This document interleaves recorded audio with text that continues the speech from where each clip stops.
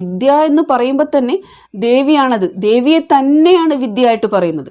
ഗണപതി ഭഗവാനിലേക്ക് കടന്നു കഴിഞ്ഞാൽ അപ്പോൾ ഈ മൂലാധാര സ്ഥിതോസി നിത്യം എന്ന് പറയുമ്പോൾ നിങ്ങൾ ഭഗവാനെ നിരന്തരം പ്രാർത്ഥിക്കുമ്പോൾ നിങ്ങളുടെ തന്നെ കോൺഷ്യസ്നസ് നിങ്ങളെ ഉന്നതിയിലേക്ക്, ഉയർച്ചയിലേക്ക്, ആത്മജ്ഞാനത്തിലേക്ക് നയിക്കുന്നതായിരിക്കും. കാരണം ഭഗവാന്റെ സ്ഥാനം അതാണ്.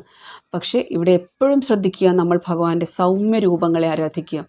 അത് എന്താണെന്ന് പറഞ്ഞാൽ ഏത് ദേവീ ദേവതമാരുടെയും സൗമ്യ രൂപങ്ങളെ ആരാധിക്കുന്നതിൻ്റെ രഹസ്യം എന്നത് അതായത് ഒരു ഫോട്ടോ, നിങ്ങളൊരു പ്രൊഫൈൽ പിക്ചർ ആണെങ്കിൽ പോലും നിങ്ങൾ ഗണപതിയുടെ ഭക്തരാണ്, ദേവി ഭക്തരാണ്, നിങ്ങൾക്ക് ആ എനർജിയെ ഹാൻഡിൽ ചെയ്യാൻ കഴിയില്ലെങ്കിൽ, കാരണം നിങ്ങൾ വിശ്വസിക്കുന്നു ഇവർ ഉണ്ട്, എന്നെക്കാളും അപ്പുറത്ത്, എന്നെക്കാളും ശക്തിയിൽ, അതായത് എൻ്റെ ചേതന തന്നെ അവരാണ്, എൻ്റെ ശക്തി.